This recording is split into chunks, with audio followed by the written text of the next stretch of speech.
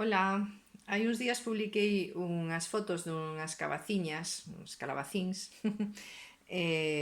recheos, e son estes redondiños que vedes aquí, xa lles cortei a tapa, bueno, pois agora vou proceder a quitar o de dentro, quitarlles a carne, tirarei as pepiñas se son moi grandes. E logo os ingredientes do recheo van ser estes que estades vendo aquí. Como non uso carne, pois digamos que poderíamos decir que a sustitución desa proteína máis desa consistencia van ser os champiñóns portobello que están ali.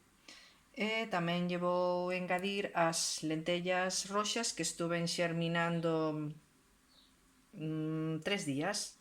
Vedes que xa teñen mesmo folliñas, son xa boiñas. E logo, bueno, pois un sofrito base que vou facer con ceboliña. Despois da ceboliña poreille xa a cenoura, apio, pemento e por último o tomatiño troceado moi pequeniño. E quitemos o aceite e tamén voulle meter un chorriño de tamari, que non é outra cousa que é moi parecido á salsa de soia, pero sen o gluten que ten a salsa de soia. De especias temos aí o xenxibre en pó, para darlle así como un picantiño, e aparte pois porque está o día moi mustio e así actívanos un poquinho a circulación, danos un poquinho de calor, e a cúrcuma que lle dá calor e cor. E logo temos o alliño da nosa horta, que se ve feucho, pero está delicioso, moi aromático. Bueno, mentras seguimos baleirando as cabaciñas, aproveitamos o tempo e entón xa imos facendo o noso sofrito. E agora pois vou engadir as lentelliñas xerminadas. Se non estuveran xerminadas, habería que cocelas, claro, non podemos botar as lentellas se sostuveron na auga, ou por menos eu nunca o fixen, se só están na auga unha noite é un pouquiño complicado porque van se topar duras. Despois voulle poñer a tapa, voulle botar as especias e deixar que así no juguiño das verduras se vaya facendo. Se isto fose unha mestura para botarlle a pasta, por exemplo, pois precisaría algo de salsa, claro. Non estaría ben que estuvese así de seco, porque este mesmo sofrito, cas verduras que teñamos na casa, os xerminados, vale para moitas cousas, pois para botarlle a calquera base, como arroz, cuscús ou polenta, pero son elementos, pasta, claro, como dixen, son elementos que queren un pouquiño de salsa. Bueno, o cheiriño que isto ten é delicioso, as especias realmente danlle aí un toque estupendo. Como a mí non me interesa que quede con toda esta salsa, que lle viría en cambio moi ben para engadir algún ingrediente seco, como pasta ou cuscús, vouno deixar destapado a lume medio baixo para que se vaya evaporando un pouquiño.